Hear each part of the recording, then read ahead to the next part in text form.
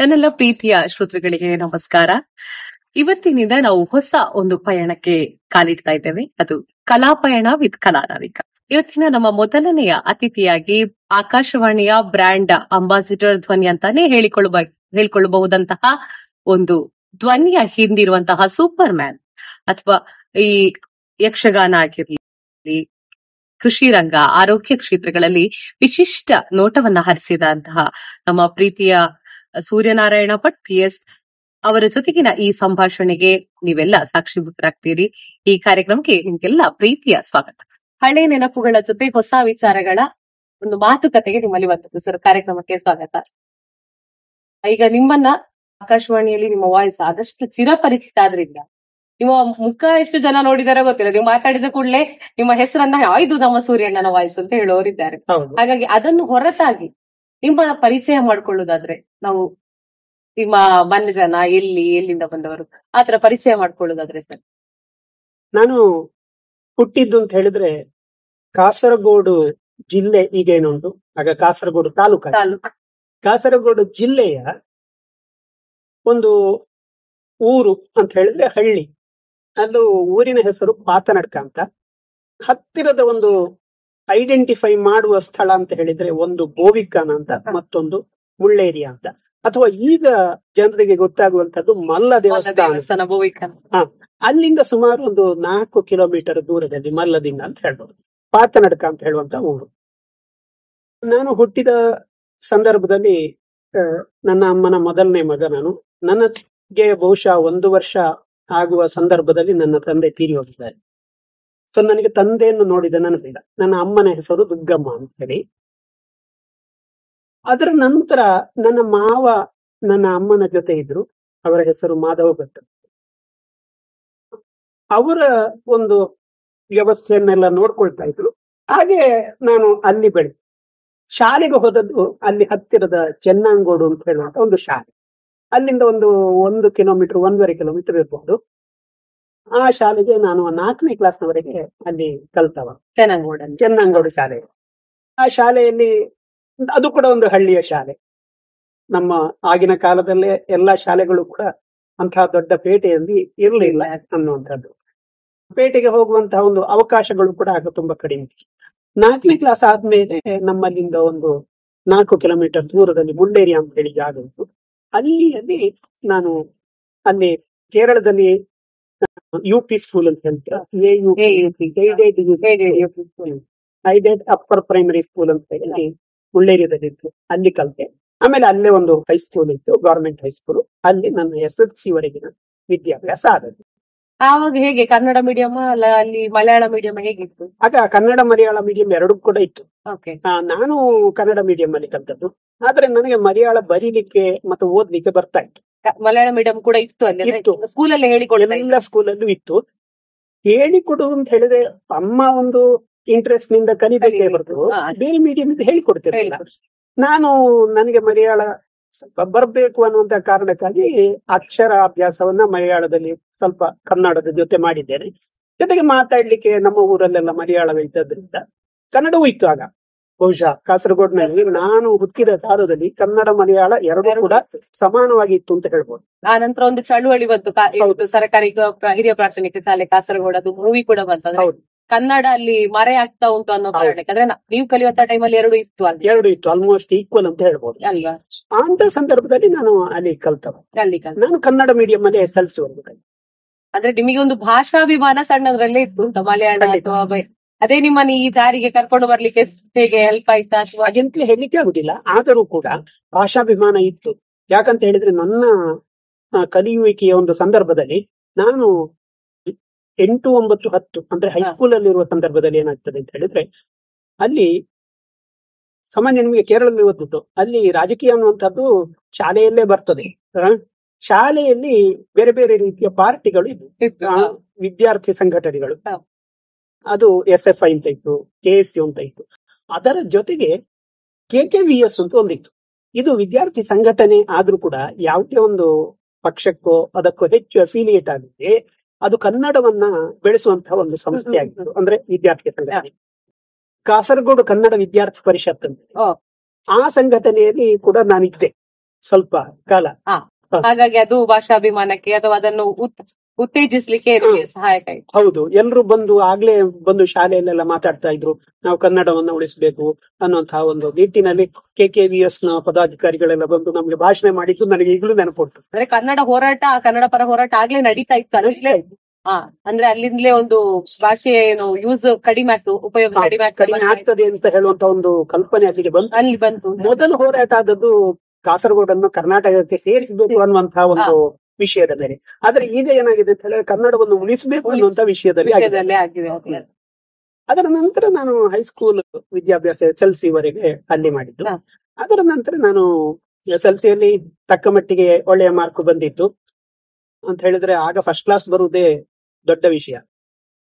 ಆ ವರ್ಷ ನಾನು SPL ಕೂಡ ಆಗಿದೆ, ಸ್ಕೂಲ್ ಪೀಪಲ್ ಲೀಡರ್. ನಾನು SLCಯಲ್ಲಿ ಈ ಎಲ್ಲಾ ಸಂಘಟನೆಗಳಲ್ಲಿ ಇದ್ದದ್ರಿಂದ ನಾನು SPL ಯುನಾನಿಮಸ್ ಆಗಿದ್ದೆ. ಅದೇ ಲೀಡರ್ಶಿಪ್ ಕ್ವಾಲಿಟಿಯಲ್ಲಿ ಕಾಡ್ತಾ ಉಂಟು ಅಂತ. ಹಾಗೆ ಆ ವರ್ಷ ಒಂದು 5 ಜನ ಫಸ್ಟ್ ಕ್ಲಾಸ್ ಬಂದಿದ್ರು, ಅದರಲ್ಲಿ ನಾನು ಒಬ್ಬ. ಆದ್ರಿಂದ ಸ್ವಲ್ಪ ಮಟ್ಟಿಗೆ ಒಂದು ಟಾಪ್ ಲೆವೆಲ್ ಅಂತ ಹೇಳಿ ಈಗ ಹೇಳ್ತೇವೆ. ಹಾಗೆ ಇದ್ದದ್ರಿಂದ ಅಲ್ಲಿಂದ ಮತ್ತೆ PUCಗೆ ಎಲ್ಲಿಗೆ ಹೋಗುದು ಅಂತ ಯೋಚನೆ.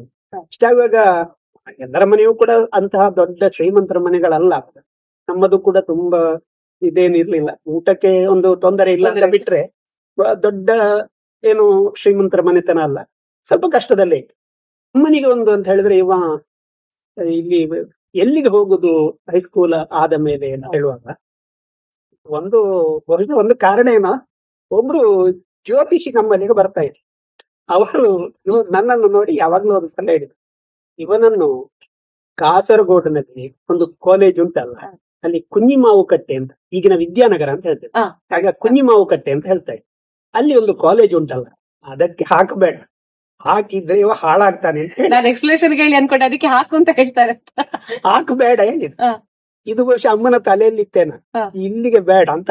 ಇನ್ನು ಎಲ್ಲಿಗೆ ಅಂತ ಹೇಳಿದ್ರೆ ನಮ್ಮ ಇನ್ನೊಬ್ರು ಮಾವ, ಅವರೊಬ್ರು ಅಣ್ಣ ಆಗ್ತಾರೆ, ಅವರು ಅಳಿಕೆಯ ಸತ್ಯಸಾಯಿ ವಿಹಾರ ಅಂತ ಹೇಳಿ ಏನ್ ಹೇಳ್ತೇವೆ, ಅಲ್ಲಿ ಅವರು ಮಾಸ್ಟರ್ ಆಗಿದ್ರು, ಶ್ರೀಕೃಷ್ಣ ಭಟ್. ಅವರ ಒಂದು ಇದ್ದದ್ರಿಂದ ಅಲ್ಲಿಗೆ ಸೇರಿಸುವ ಅಂತ ಅಮ್ಮನಿಗೆ ತೋರಿತು. ಇವ ಅಳಿಕೆಗೆ ಹೋದ್ರೆ ಮಕ್ಕಳು ಹಿಡಿತದಲ್ಲಿ ಇರ್ತಾರೆ ಅಂತ. ಮತ್ತೆ ನನ್ನ ಮಾವನು ಇದ್ದಾರಲ್ಲ, ಈ ಸಂದರ್ಭದಿಂದಾಗಿ ನನ್ನನ್ನು ಅಲ್ಲಿ ಸೇರಿಸಿದ್ರು. ಹೋಗಿ ಅಲ್ಲಿ ನಾನು ಹಾಸ್ಟೆಲ್ ಅಲ್ಲೇ ಇದ್ದೆ, ಯಾಕಂದ್ರೆ ದಿವಸವೂ ಹೋಗಿ ಬರ್ಲಿಕ್ಕೆ ಆಗ್ತಿಲ್ಲ. 2 ವರ್ಷ PUC ಅಲ್ಲಿ ಅಳಿಕೆಯಲ್ಲಿ ಹಾಸ್ಟೆಲ್ ವಿದ್ಯಾರ್ಥಿಯಾಗಿ ಮಾಡಿದ್ದೆ. ಸೊ ಆ ನಂತರ ನಿಮ್ಮ ಎಜುಕೇಶನ್ ಆಕ್ಚುಲಿ ನಾನು ನೋಡಿದ ಪ್ರಕಾರ ಭೌತಶಾಸ್ತ್ರದಲ್ಲಿ MSc ಮಾಡಿದ್ರಿ. ಹೌದು. ಅದರ ನಂತರ ಏನಾಯ್ತು ಅಂತ ಹೇಳಿದ್ರೆ ಅಲ್ಲಿ ಕೂಡ ನನಗೆ ಒಳ್ಳೆ ಮಾರ್ಕ್ ಬಂದಿತ್ತು. ಹಾಗೇನು ಅಂತ ಹೇಳಿದ್ರೆ ಬ್ರಿಲಿಯಂಟ್ ಸ್ಟೂಡೆಂಟ್ ತಕ್ಕ ಮಟ್ಟಿಗೆ ಅಲ್ಲಿ ತುಂಬಾ ಬ್ರಿಲಿಯಂಟ್ ಗಳು ಇರ್ತಾರೆ, ಯಾಕಂದ್ರೆ ಅಳಿಕೆಯಲ್ಲಿ ಒಳ್ಳೆ ಎಜುಕೇಶನ್. ವಿಷಯ ಏನಂತ ಹೇಳಿದ್ರೆ ನನಗೆ ಒಳ್ಳೆಯ ಮಾರ್ಕ್ ಬಂದದ್ರಿಂದ PCM ಅಲ್ಲಿ ನನಗೆ ಒಳ್ಳೆಯ ಮಾರ್ಕ್ ಇತ್ತು. ಆದ್ರಿಂದ ಸಾಮಾನ್ಯವಾಗಿ ಆಗಿನ ಕಾಲದಲ್ಲಿ ಏನಂತ ಹೇಳಿದ್ರೆ ಇಂಜಿನಿಯರಿಂಗ್ ಹೋಗುವ ಅಂತ ಒಂದು, ನಮಗೆ ಅದು ತಾಕತ್ತುಂಟ ಇಲ್ಲೋ ಗೊತ್ತಿಲ್ಲ, ಆದ್ರೂ ಕೂಡ ಇಂಜಿನಿಯರಿಂಗ್ ಹೋಗುವಂತೆ ಎಲ್ಲರೂ ಇಂಜಿನಿಯರಿಂಗ್ ಅಪ್ಲೈ ಮಾಡಿದ್ರು, ನಾನು ಅಪ್ಲೈ ಮಾಡಿದೆ. ಆದ್ರೆ ನನಗೆ ಇಂಜಿನಿಯರಿಂಗ್ ಸೀಟ್ ಸಿಗ್ಲಿಲ್ಲ, ಮಾರ್ಕಿನ ಬೇಸಿಸ್ ಮೇಲೆ. ಅದು ಏನಾಯ್ತು ಅಂತ ಹೇಳಿದ್ರೆ ನಾನು ಕರ್ನಾಟಕದಲ್ಲಿ 2 ವರ್ಷ ನನ್ನ ವಿದ್ಯಾಭ್ಯಾಸವನ್ನ ಮಾಡಿದೆ. ಅಲ್ಲಿ ಡೊಮಿಸೈಲ್ ಸರ್ಟಿಫಿಕೇಟ್ ಅಂದ್ರೆ 5 ವರ್ಷ ಕರ್ನಾಟಕದಲ್ಲಿ ಮಾಡಬೇಕು. ಈ 5 ವರ್ಷ ಮಾಡಬೇಕಾದ್ರಿಂದ ನನಗೆ ಅದರಲ್ಲಿ ಎಲಿಜಿಬಿಲಿಟಿ ಇಲ್ಲ. ಆದ್ರೆ ಆ ವರ್ಷ ಏನಾಯ್ತು ಅಂತ ಹೇಳಿದ್ರೆ ಅದರ ಆ ರೀತಿ ಇತ್ತು ಅಂತ ಹೇಳ್ತಾರೆ. ಆಗ ಸುರತ್ಕಲ್ನಲ್ಲಿ ರೀಜನಲ್ ಇಂಜಿನಿಯರಿಂಗ್ ಕಾಲೇಜ್ ಅಂತ ಇದೆ. ಆ ರೀಜನಲ್ ಇಂಜಿನಿಯರಿಂಗ್ ಕಾಲೇಜ್ ಈಗ NITK ಅಂತ ಏನ್ ಹೇಳ್ತಾರೆ, ಆಗ ರೀಜನಲ್ REC ಅಂತ ಹೇಳ್ತಾರೆ. ಅಲ್ಲಿ ನನಗೆ ಆ ಕಾಲೇಜಲ್ಲಿ ಸಿಕ್ಕಿಲ್ಲ, ಬಟ್ ಅದರ ಅದೇ ರೀತಿಯ ಬೇರೆ RECಗಳು ಬೇರೆ ಬೇರೆ ರಾಜ್ಯಗಳಲ್ಲಿದ್ದು ಆ ರಾಜ್ಯಗಳ RECಗಳಲ್ಲಿ ನನಗೆ ಸೀಟ್ ಸಿಗುವಂತ ಎಲಿಜಿಬಿಲಿಟಿ ಇತ್ತು. ಅದಕ್ಕೆ ಈ ಕಂಡೀಷನ್ ಇದೆ. ಸೊ ನಾನು ಅಪ್ಲೈ ಮಾಡಿದ್ದೆ. ಮೊದಲ ಸಂದರ್ಭದಲ್ಲಿ ನನಗೆ ಆ ವರ್ಷ ಮಧ್ಯಪ್ರದೇಶದಲ್ಲಿ ಸಿಕ್ಕಿತ್ತು ಅಂತ ನನ್ನ ನೆನಪು. ಮಧ್ಯಪ್ರದೇಶಕ್ಕೆ ಎಲ್ಲಿ ಉಂಟು ಅಂತ ಗೊತ್ತಿಲ್ಲ ನನಗೆ. ನಾನು ನನ್ನ ಇನ್ನೊಬ್ರು ನನ್ನ ಅಮ್ಮನ ಕಸಿನ್ ಬ್ರದರ್ ಇದ್ದಾರೆ, ಅವರು ಮಂಗಳೂರಲ್ಲಿ ಒಬ್ರು LLB ಮಾಡ್ತಾ ಇದ್ರು, ಇನ್ನೊಬ್ರು MA ಮಾಡ್ತಾ ಇದ್ರು. ಅವರಿಬ್ರು ಮಂಗಳೂರಲ್ಲಿ ಒಂದು ರೂಮ್ ಮಾಡಿ ಹೋಗ್ತಾ ಇದ್ರು. ಸೊ ಅವರು ನನ್ನನ್ನು ಕರ್ಕೊಂಡು ಹೋದ್ರು ಈ KREC ಇಂಟರ್ವ್ಯೂ. ಮಧ್ಯಪ್ರದೇಶ ಎಲ್ಲಿ ಉಂಟು ಅಂತ ಬಹುಶಃ ಅವರಿಗೂ ಗೊತ್ತಿತ್ತ ಇಲ್ವಾ, ಅಷ್ಟೆಲ್ಲ ದೂರ ಬೇಡ ಅಂತ ಹೇಳಿ ಆಯ್ತು. ಸೆಕೆಂಡ್ ರೌಂಡಿಗೆ ಅಲ್ಲಿ ಇನ್ನೂ ದೂರ ಆಯ್ತು, ಅದು ಜಮ್ಮು ಕಾಶ್ಮೀರ. ಇದು 2 ಆಗುವ ವ್ಯವಹಾರ ಅಲ್ಲ ಅಂತ ಹೇಳಿ ನಾವು ಬಿಟ್ಟೆ ಹೋದ. ಅವರು ಸೀದಾ ಮರುದಿವಸ ಕರ್ಕೊಂಡು ಬಂದ್ರು. ನನ್ನನ್ನು ಎಂತ ಮಾಡುದು ಅಂತ ಕೇಳಲಿಲ್ಲ, ಸೀದಾ ಅಲ್ಲಿ PH ಮಾಡುದು ಹೇಳಿದೆ. ಅಲ್ಲಿ ಕೆನರಾ ಕಾಲೇಜು ಇತ್ತು. ಅಲ್ಲಿ ಒಬ್ರು ಪಾವಲ್ಕೋಡಿ ನಾರಾಯಣ ಭಟ್ ಅಂತ ಹೇಳಿ ಅವರ ಒಬ್ರು ಪರಿಚಯದ ಮಾಸ್ಟರ್ ಇತ್ತು, ಲೆಕ್ಚರ್, ಇಂಗ್ಲಿಷ್ ಲೆಕ್ಚರ್. ಅವರನ್ನು ಹತ್ತಿರ ಕರ್ಕೊಂಡು ಹೋದ್ರು. ಸೇರಿಸುವ ಅಂದ್ರು. ಸೀದಾ ಹೋಗಿ ಆ ದಿವಸ ಸೇರಿಸಿದ್ದೆ ಮಂಗಳೂರಲ್ಲಿ. ಸೊ ನಾನು ಸೀದಾ ಕೆನರಾ ಕಾಲೇಜಿಗೆ ಬಂದು ಬಿದ್ದೆ. ಇದು ಅಲ್ಲಿಂದ ಪಾತನಡ್ಕದಿಂದ ಮಂಗಳೂರಿಗೆ ಒಂದು ಹೌದು. ನನ್ನ ಇಬ್ರು ಮಾವಂದಿರು, ನನ್ನ ಅಮ್ಮನ ಕಸಿನ್ ಬ್ರದರ್ಸ್, ಅವರು ಒಬ್ರು MA ಮಾಡ್ತಾ ಇದ್ರು ಅಂತ ಹೇಳಿದ್ರೆ, ಒಬ್ರು LLB ಮಾಡ್ತಾ ಇದ್ರು. ಅವ್ರ ಜೊತೆ ಅವರೊಬ್ರು ತಂಗಿ, ನನ್ನ ಚಿಕ್ಕಮ್ಮ ಆಗ್ತಾಳೆ, ಅವಳು ಅಲ್ಲಿ CA ಮಾಡ್ತಾ ಇದ್ರು. ಸೊ ಎಲ್ಲ ಸೇರಿ ಒಂದು ರೂಮ್ ಮಾಡಿದ್ವಿ. ಅದು ನಮ್ಮ ಪಿಡಿಎಸ್ ಲೇನ್ ಅಂತ ಹೇಳಿ ಉಂಟು. ಅಲ್ಲಿ ಒಂದು ರೂಮ್ ಅಲ್ಲಿ ನನ್ನ ವಿದ್ಯಾಭ್ಯಾಸದ ಪ್ರಾರಂಭ ದಿನಗಳು, ಡಿಗ್ರಿ ಅಲ್ಲಿ ಹತ್ರ ಕೆನರಾ ಕಾಲೇಜ್ ನಡ್ಕೊಂಡು ಹೋಗಿ ಬರ್ತಾ ಇದ್ದೆ. ಅದು ನನ್ನ SSLC ಇಂದ ಡಿಗ್ರಿವರೆಗಿನ. ಈ ಅಬ್ದುಲ್ ಕಲಾಂನ ಒಂದು ಮಾತು ಉಂಟು, ಕೆಲವು ಸಲ ನಾವು ಅನ್ಕೊಂಡದ್ದು ನಡೆಯದಿದ್ರೆ ಒಳ್ಳೇದು ಕೂಡ ಆಗ್ತದೆ ಅಂತ ಒಂದು ಮಾತು ಕೇಳಿದ್ದು ಅವ್ರು ಹೇಳಿದ್ದು. ಸೊ ಅದೇ ರೀತಿಯಲ್ಲಿ ನಿಮಗೆ ಇಂಜಿನಿಯರಿಂಗ್ ಸೀಟ್ ಸಿಕ್ಕದ್ದು ಕೂಡ ಒಂದು ರೀತಿಯಲ್ಲಿ ಒಳ್ಳೇದಾಯ್ತು. ಯಾಕೆಂತ ಹೇಳಿದ್ರೆ ಈ ಫೀಲ್ಡ್ ಗೆ ಬಂದು ನಮಗೆ ಪರಿಚಯ ಆಯ್ತು, ಅಥವಾ ಈ ಫೀಲ್ಡ್ ಅಲ್ಲಿ ಸುಮಾರಷ್ಟು ಜನರ ಪರಿಚಯ ಸಿಕ್ಕಿತ್ತು ಅನ್ನೋದು ಒಂದು ವಿಚಾರ ಅಲ್ವಾ? ಖಂಡಿತ. ಯಾಕಂತ ಹೇಳಿದ್ರೆ ನಾನು ಇಂಥದ್ದೇ ವಿಷಯಕ್ಕೆ ಹೋಗ್ಬೇಕು ಅಂತ ಹೇಳಿ ಬಯಸಿದವನಲ್ಲ. ಯಾಕಂದ್ರೆ ನನ್ನ ಅಮ್ಮನಿಗಾಗ್ಲಿ, ಬಹುಶಃ ನನ್ನ ಮಾವಂದ್ರಿಗೆ ಅಂತ ದೊಡ್ಡ ಪರಿಚಯ ಇತ್ತು ಅಂತ ನಾನು ಗ್ರಹಿಸುವುದಿಲ್ಲ. ಇಂಥ ಹೀಗೆ ಮಾಡಬೇಕು, ಇಟ್ಕೊಂಡಿರ್ಲಿಲ್ಲ ಗುರಿ. ಇಲ್ಲ, ಆಗ ಎರಡೇ ಇದ್ದದ್ದು, ಒಂದು ಇಂಜಿನಿಯರಿಂಗ್, ಒಂದು ಮೆಡಿಕಲ್, ಈಗಿನ ಹಾಗೆ. ಆದ್ರೆ ಮೆಡಿಕಲ್ಗೆಲ್ಲ ನಮ್ಗೆ ಅದು ಯಾವುದೋ ಕನಸಿನ ಒಂದು ಗಂಟು. ಆದ್ರೆ ಇಂಜಿನಿಯರಿಂಗ್ ಹೋಗ್ತಿದ್ದೇವೋ ಏನೋ ಗೊತ್ತಿಲ್ಲ, ಅದು ಹೀಗೆ ಹೋಯ್ತು. ಸೊ BSc ಮಾಡುದು. ಅದರ ನಂತರ ನನಗೆ BSc ಯಲ್ಲಿ ಕೂಡ ನಾನು ಕೆನರಾದಲ್ಲಿ ನನ್ನ ಒಂದು ವಿದ್ಯಾಭ್ಯಾಸವನ್ನ ಮಾಡಿದೆ. ಒಳ್ಳೆಯ ಕಾಲೇಜು, ನನಗೆ ಎಲ್ಲಾ ಕಾಲೇಜುಗಳಲ್ಲೂ ಕೂಡ ಅಥವಾ ಹೈಸ್ಕೂಲ್ಗಳಲ್ಲಿ ಅಥವಾ ಶಾಲೆಯಲ್ಲಿ ಒಳ್ಳೆ ಮಾರ್ಕ್ಗಳು ಸಿಕ್ಕಿದ್ದಾರೆ. ನಾನು ಭಯಂಕರ ಓದುವವ ಅಲ್ಲ, ಆದ್ರೆ ನನಗೆ ಒಳ್ಳೆ ಮಾರ್ಕ್ ಬರ್ತಾ ಇತ್ತು. ಯಾಕಂತ ಹೇಳಿದ್ರೆ ನಮ್ಗೆ ಇಷ್ಟು ಕ್ಲಾಸಲ್ಲಿ ಮಾಡಿದ ಪಾಠ ಸುಮಾರು ಮಟ್ಟಿಗೆ ಸಾಕಾಗ್ತಾ ಇತ್ತು. ಹಾಗಂತ ಹೇಳಿ ಓದ್ಲಿಕ್ಕೆ ಪ್ರಯತ್ನ ಪಟ್ಟು ನನ್ನಿಂದ ಆಗ್ಲಿಲ್ಲ ಓದ್ಲಿಕ್ಕೆ. ಪರೀಕ್ಷೆಗಾಗುವಾಗ ಓದು, ಮತ್ತೆ ಉಳಿದ ದಿವಸ ತಿರುಗಾಡು, ಇಂಥದ್ದೇ ಮಾಡಿಕೊಂಡು ಇದ್ದವನ. ಕೊನೆಗೂ ಕೂಡ ನಂಗೆ BSc ಯಲ್ಲೂ ಕೂಡ ತಕ್ಕ ಮಟ್ಟಿಗೆ ಒಳ್ಳೆಯ ಮಾರ್ಕ್ಗಳು ಬಂತು. ಆಮೇಲೆ ಏನ್ ಮಾಡುದು, BSc ಆದ್ಮೇಲೆ MSc ಒಂದೇ ಆಪ್ಷನ್. ಸೊ MSc ಹೋದೆ ನಾನು. MSc ಆಗ ಇದ್ದದ್ದು ಒಂದೇ ಯೂನಿವರ್ಸಿಟಿ. ಅಲ್ಲಿ ನನಗೆ 2 ಸಬ್ಜೆಕ್ಟ್ಗೆ ಪ್ರವೇಶ ಸಿಕ್ಕಿತ್ತು. ಒಂದು ಫಿಸಿಕ್ಸ್, ಮತ್ತೊಂದು ಮ್ಯಾಥ್ಸ್. ಮ್ಯಾಥ್ಸ್ಗೆ ಫಸ್ಟ್ಗೆ ಸಿಕ್ಕಿತ್ತು, ಅದರಲ್ಲಿ ಜಾಸ್ತಿ ಮಾರ್ಕ್ ಇತ್ತು. ಫಿಸಿಕ್ಸ್ಗೆ ಅದರ ನಂತರ ಸಿಕ್ಕಿತ್ತು. ಸೊ ನಾನು ಫಿಸಿಕ್ಸ್ ಒಳ್ಳೇದು, ಅದರಲ್ಲಿ ಸ್ಕೋಪ್ ಉಂಟು, ಫಿಸಿಕ್ಸ್ MSc ಮಾಡಿದೆ. ಈಗ ಮತ್ತೆ ನಿಮ್ಮ ಎಜುಕೇಶನ್ ಕೇಳಿದ್ರೆ ಮಾಸ್ ಕಮ್ಯುನಿಕೇಶನ್, ಭೌತಶಾಸ್ತ್ರ ಅದು ಬೇರೆ ದಾರಿಯಲ್ಲಿ ಹೋಯ್ತು, ಮಾಸ್ ಕಮ್ಯುನಿಕೇಶನ್ ಬೇರೆ ದಾರಿಯಲ್ಲಿ ಬಂತು. ಅದಕ್ಕೊಂದು ಕಾರಣ, ಆ ಮಾಸ್ ಕಮ್ಯುನಿಕೇಶನ್ ಮಾಡಿದ್ದು ನಾನು ರೆಗ್ಯುಲರ್ ಆಗಿ ಅಲ್ಲ, ಅದು ಮಾಡಿದ್ದು ನನ್ನ ಆಕಾಶವಾಣಿಗೆ ಬೇಕಾಗಿ. ಅದು ತುಂಬಾ ವರ್ಷಗಳ ನಂತರ ಮಾಡಿ. ಅದು ಯಾಕಂತ ಹೇಳಿದ್ರೆ ನನ್ನ ಒಂದು ಫೀಲ್ಡ್ ಏನಾಯ್ತು ಅಂತ ಹೇಳಿದ್ರೆ, ಆಕಾಶವಾಣಿಯಲ್ಲಿ ಸೇರಿದ್ರಿಂದ ಅದು ಬಹುಶಃ ಜರ್ನಲಿಸಂ, ಮಾಸ್ ಕಮ್ಯುನಿಕೇಶನ್ಗೆ ಸಂಬಂಧಪಟ್ಟದ್ದು ಅನ್ನುವ ಕಾರಣ, ಅದಕ್ಕಾಗಿ ಮಾಡಿಕೊಂಡಂತಹ ಒಂದು ಡಿಗ್ರಿ. ನೀವು ಆಕಾಶವಾಣಿ ಸೇರಿದ ನಂತರ ಮಾಸ್ ಕಮ್ಯುನಿಕೇಶನ್ ಮಾಡಿಕೊಂಡಿದ್ದೀರಿ. ಸೊ ಆಕಾಶವಾಣಿಯ ಜರ್ನಿ ಎಲ್ಲಿಂದ ಶುರುವಾದ್ದು ಸರ್ ನಿಮಗೆ? ಆಕಾಶವಾಣಿಯ ಜರ್ನಿ ಈಗ MSc ಮಾಡಿದ್ಮೇಲೆ ಏನು ಮಾಡುದು? MSc ಮಾಡಿದ್ಮೇಲೆ ಸಾಮಾನ್ಯವಾಗಿ ಜನರಿಗೆ ಒಂದೇ ಇರುವಂತದ್ದು ಕಾಲೇಜಲ್ಲಿ ಲೆಕ್ಚರ್. ನಾನು ಕೂಡ ತುಂಬಾ ಕಾಲೇಜಿಗೆ ಹೋದೆ, ಎಲ್ಲ ಇಂಟರ್ವ್ಯೂ ಅಟೆಂಡ್ ಆದೆ. ಅದರಲ್ಲಿ ಕೆಲವು ಕಡೆಗೆ ಕೆಲವು ಕೆಲಸಗಳು ಟೆಂಪರರಿ, ಪರ್ಮನೆಂಟ್ ಅಂತ ಇಲ್ಲ, ಟೆಂಪರರಿ ಕೆಲಸಗಳು ಸಿಕ್ಕಿತು. ಒಂದು ಮೊದಲಿಗೆ ನಾನು ಇಲ್ಲಿ ಗವರ್ಮೆಂಟ್ ಕಾಲೇಜಲ್ಲಿ ಪಾರ್ಟ್ ಟೈಮ್ ಕೆಲಸ ಮಾಡಿದ್ದೆ ಒಂದು 3 ತಿಂಗಳು. ಅದರ ನಂತರ ಮಹಾವೀರ ಕಾಲೇಜ್ ಮೂಡುಬಿದ್ರೆಯಲ್ಲಿ ನನಗೆ ಒಂದು ಸ್ಟಾಪ್ ಗ್ಯಾಪ್ ಅಂತ ಅದು ಹೇಳ್ತಾರೆ, ಆ ಕೆಲಸ ಸಿಕ್ಕಿತು. ಅದು ಆ ಕೆಲಸದಲ್ಲಿ ನಾನು ಫಿಸಿಕ್ಸ್ ಲೆಕ್ಚರ್ ಆಗಿ ಕೆಲಸ ಮಾಡ್ತಾ ಇದ್ದೆ. ಸುಮಾರು 2 ವರ್ಷ 3 ವರ್ಷ ಆಯ್ತು. 3 ವರ್ಷ ಆಗ್ತಿದ್ದಾಗೆ ಏನಾಯ್ತು ಅಂತ ಹೇಳಿದ್ರೆ, ಈ ಕೆಲಸ ಪರ್ಮನೆಂಟು ಆಗುದಿಲ್ಲ, ಅದರಲ್ಲಿ ಮತ್ತೆ ಕೆಲವು ಪೀರಿಯಡ್ಗಳು ಕೂಡ ಕಮ್ಮಿ ಆಗ್ಲಿಕ್ಕೆ ಶುರುವಾಯಿತು. ಸೊ ಇದು ಮುಂದೆ ನನಗೆ ತೊಂದರೆ, ಈ ಕೆಲಸ ಪರ್ಮನೆಂಟ್ ಆಗ್ಲಿಕ್ಕಿಲ್ಲ ಅಂತ ಒಂದು ಯೋಚನೆ ಬಂತು. ಎಂತ ಮಾಡೋದು ಅಂತ ಯೋಚನೆ ಮಾಡುವಾಗ ನನ್ನ ಫ್ರೆಂಡ್ಗಳು ನಾವೆಲ್ಲ ಒಂದು ಯೋಚನೆ ಮಾಡುವಾಗ ನನ್ನ ಒಬ್ರು ಮಿತ್ರರಿದ್ದಾರೆ. ಆಗ ನನ್ನ ಜೊತೆ MA ಮಾಡಿದವರು ದತ್ತಾತ್ರೇಯ ಮಾರ್ಪಳ್ಳಿ, ಅವರು ನನ್ನ ಜೊತೆ ಅಲ್ಲಿ ಇಂಗ್ಲಿಷ್ ಪ್ರಾಧ್ಯಾಪಕರಾಗಿ ಸೇರ್ಕೊಂಡು ನನಗಿಂತ 1 ವರ್ಷ ನಂತರ. ಅವರೇನಂದ್ರು, ಎಲ್ಲ ಅಪ್ಲೈ ಮಾಡುವ ಯಾವ್ದಕ್ಕಾದ್ರು ಅಂತ. ಹಾಗೆ ಅವರು ನಾನು ಕೆಲವುದಕ್ಕೆ ಅಪ್ಲೈ ಮಾಡಿದ್ದೆ. ಅವರು ಕೆಲವುದಕ್ಕೆ ಅಪ್ಲೈ ಮಾಡಿದ್ದಾರೆ. ಹಾಗೆ ನಾನೇನ್ ಮಾಡಿದೆ, ಇಂಜಿನಿಯರಿಂಗ್ ಇದು ಏನು ಅಂತ ಹೇಳಿದ್ರೆ ಬ್ಯಾಂಕಿಂಗ್ ಸರ್ವಿಸ್ ರಿಕ್ರೂಟ್ಮೆಂಟ್ ಬೋರ್ಡ್ ಅಂದ್ರೆ BSRB, ಅದರ ನಂತರ ಈ ಸ್ಟಾಫ್ ಸೆಲೆಕ್ಷನ್ ಕಮಿಷನ್ ಅಂತ ಹೇಳಿ ಸೆಂಟ್ರಲ್ ಗವರ್ಮೆಂಟ್, ಇದಕ್ಕೆ ಮೇನ್ಲಿ ಅಪ್ಲೈ ಮಾಡಿ ಶುರು ಮಾಡಿದೆ. ಆಗ ನನಗೆ 25ನೇ ವರ್ಷ. 25 ವರ್ಷ ಆಗುವಾಗ ಏನಾಗ್ತದೆ ಅಂತ ಹೇಳಿದ್ರೆ ಕೆಲವುದಕ್ಕೆಲ್ಲ ಕಟ್ ಆಫ್ ಪೀರಿಯಡ್ ಅದೇ 25 ವರ್ಷದ ನಂತರ ಆಗುತ್ತೆ. ಸೊ ಆ ವರ್ಷ ಒಂದಷ್ಟು ಅಪ್ಲೈ ಮಾಡಿದೆ. ಅದರಲ್ಲಿ ಬ್ಯಾಂಕಿಂಗ್ ಸರ್ವಿಸ್ ರಿಕ್ರೂಟ್ಮೆಂಟ್ ಬೋರ್ಡ್ ಅಲ್ಲಿ ಬಹುಶಃ ನಾನು ಒಂದು 7 ಎಕ್ಸಾಮ್ ಬರ್ದಿದ್ದೇನೆ, 7 ಪಾಸ್ ಆಗಿದ್ದೇನೆ. ಆದ್ರೆ ಯಾವುದ್ರಲ್ಲಿಯೂ ಸಿಗ್ಲಿಲ್ಲ. ಅದೇ ಸ್ಟಾಫ್ ಸೆಲೆಕ್ಷನ್ ಕಮಿಷನ್ ನಲ್ಲಿ 6 ಎಕ್ಸಾಮ್ ಏನೋ ಬರೆದಿದ್ದೇನೆ, 6ರಲ್ಲಿಯೂ ಪಾಸ್ ಆಗಿದ್ದೇನೆ. ಬಹುಶಃ 6ರಲ್ಲಿ 6 ಕೂಡ ಸಿಕ್ಕಿದೆ ಕೆಲಸ. ಆನಂತರ ನಿಮಗೆ ಚೂಸ್ ಮಾಡ್ಲಿಕ್ಕೆ ಹಾಗೆ ಆಪ್ಷನ್ ಸಿಗ್ಲಿಲ್ಲ. ಇಶ್ಯೂ ಏನಾಯ್ತು ಅಂತ ಹೇಳಿದ್ರೆ ಒಂದೊಂದಾಗಿ ಬರುತ್ತದೆ. ಮೊದಲಿಗೆ ನನಗೆ ಫಸ್ಟ್ ಗೆ ಸೀನಿಯರ್ ಅಬ್ಸರ್ವರ್ ಅಂತ ಒಂದು ಪೋಸ್ಟ್, ಅದು ಈ ಹವಾಮಾನ ಇಲಾಖೆ. ಅದಕ್ಕೆ ಹೋಗುದಾ ಅಂತ ಯೋಚನೆ ಮಾಡುತ್ತಿದ್ದ ಹಾಗೆ ರೈಲ್ವೆ ರಿಕ್ರೂಟ್ಮೆಂಟ್ ಬೋರ್ಡಿಗೂ ರೈಲ್ವೆಯಲ್ಲಿ ಅಸಿಸ್ಟೆಂಟ್ ಸ್ಟೇಷನ್ ಮಾಸ್ಟರ್ ಅಂತ ಪೋಸ್ಟ್ ಅಲ್ಲಿ ಸೆಲೆಕ್ಷನ್. ಈಗ ಒಂದು ಕಡೆಗೆ ಮಾರ್ಕ್ ವೆರಿಫಿಕೇಶನ್ ಕಳಿಸ್ತಾರೆ, ಅವರು ವಾಪಸ್ ಕಳಿಸ್ತಾ ಇದ್ದಾರೆ. ಆಗ ನಮ್ಗೆ ಸ್ವಲ್ಪ ನಾಲೆಜ್ ಕಡಿಮೆ ಹೇಳೋದಕ್ಕೆ ಒಂದು ಉದಾಹರಣೆ ಹೇಳ್ತೇನೆ.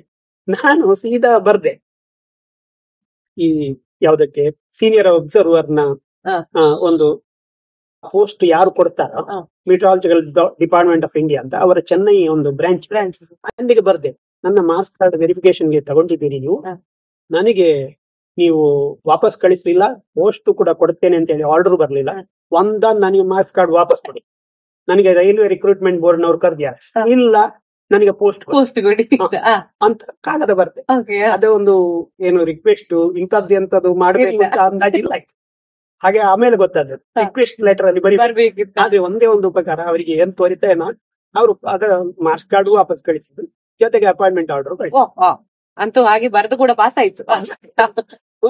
ಹಾಗಾಗಿ ನಾನು ಮೀಟರಾಲಜಿಕಲ್ ಡಿಪಾರ್ಟ್ಮೆಂಟ್ ಆಫ್ ಇಂಡಿಯಾ, IMD ಅಂತ ಹೇಳ್ತೇವೆ, ಇಂಡಿಯನ್ ಮೆಟ್ರಾಲಜಿಕಲ್ ಡಿಪಾರ್ಟ್ಮೆಂಟ್, ಅದರಲ್ಲಿ ಸೀನಿಯರ್ ಅಬ್ಸರ್ವರ್ ಆಗಿ ಮೊದಲಿಗೆ ಕೆಲಸಕ್ಕೆ ಸೇರಿದೆ. ಇದು ಕೆಲಸಕ್ಕೆ ಸೇರಿದ್ದು ನಾನು ಹೊನ್ನಾವರದಲ್ಲಿ ಅಲ್ಲಿ ಒಂದು ಆಫೀಸ್.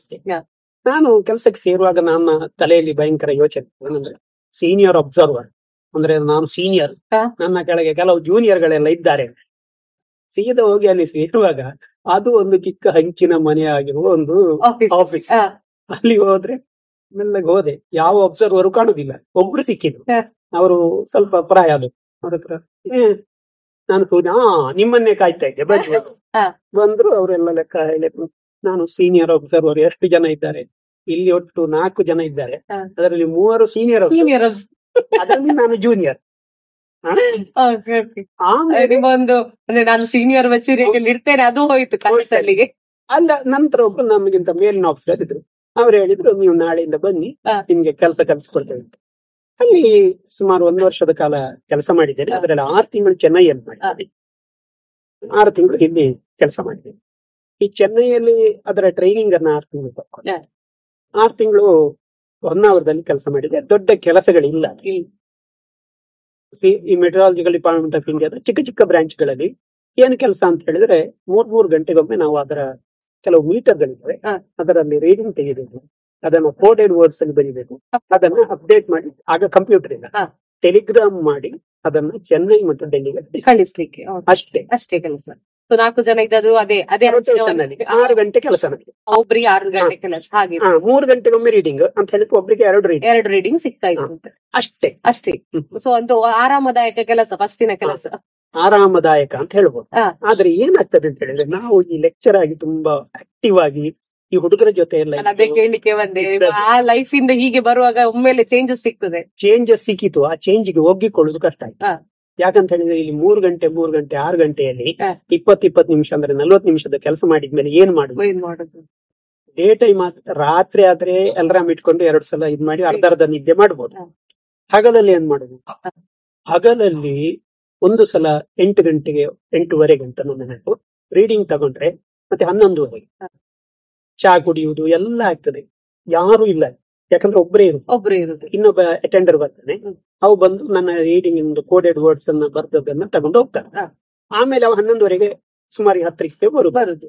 ಅವ ಅಲ್ಲಿಂದ 3 ಕಿಲೋಮೀಟರ್ ದೂರ 2.5 ಕಿಲೋಮೀಟರ್ ದೂರದ ಪೋಸ್ಟ್ ಆಫೀಸ್ ಹೋಗಿ ಅದನ್ನು ಕೊಟ್ಟು ಟೆಲಿಗ್ರಾಮ್ ಮಾಡಿ ಮಾಡ್ಲಿಕ್ಕೆ ಬರ್ಬೇಕು. ಹಾ. ಸೊ ಅವ ಬರುವಾಗ ಸೊ ಮಾತಾಡ್ಲಿಕ್ಕಿಲ್ಲ. ಅಲ್ಲಿ ಪಕ್ಕದಲ್ಲೊಂದು ಅಂಗಡಿ ಇತ್ತು, ಹಾ. ಅಲ್ಲಿ ಒಂದು ಚಾ ಕುಡಿತಿದ್ದೆವು ದಿವಸಕ್ಕೆ 1, 2, 3, 4 ಸಲ.